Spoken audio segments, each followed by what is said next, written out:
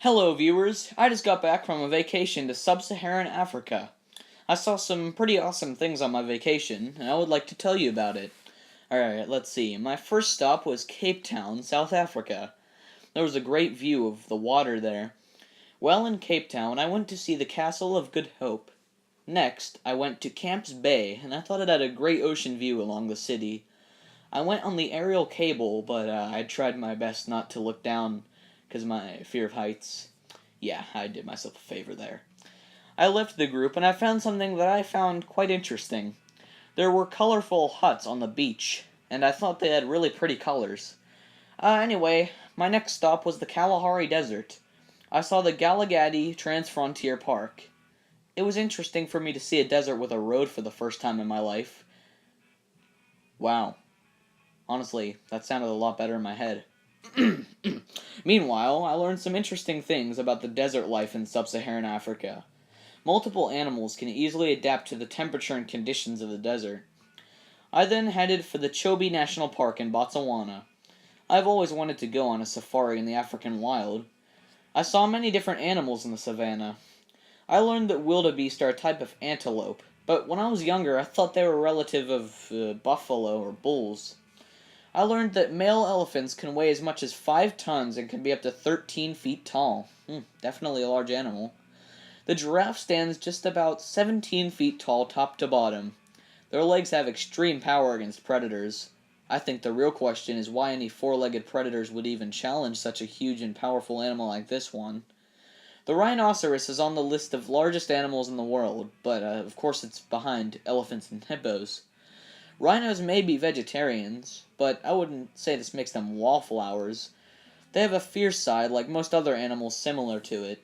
The sable antelope is a slightly rare type of antelope, sometimes found in the woods of Africa.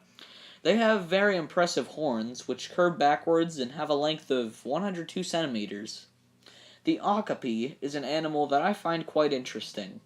They have similar appearance to a zebra and a regular horse, but are actually a close relative to the giraffe. They are the last living member of the group Giraffidae, other than the giraffe itself. My next stop after this was Victoria Falls. I got some great photos of the falls, especially at a view of Devil's Pool where I swam. I learned that it seems as if the water flows north on the map, but in actuality the water flows south of the perspective of the African map. So I guess you could say it's just an illusion. I saw some great scenery in a rainforest ecosystem.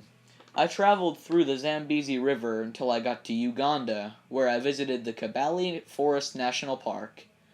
I really enjoyed the scenery there. In the forest, I learned that over 375 different species of birds live in the area. I saw many different wild areas already, but I decided I would now like to see more urban areas. I went to Nairobi, where I saw a mix of both wealth and poverty. I was amazed by the wealth in Nairobi. In my opinion, the cities looked similar to New York City or Philadelphia. However, there was something a bit sadder there as well. Outside of the wealthy areas, there was an area of poverty.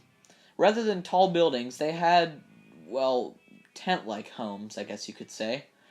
To us it seems sad, but if you think about it, to them as long as it's home, it doesn't matter how much wealth or beauty lies within.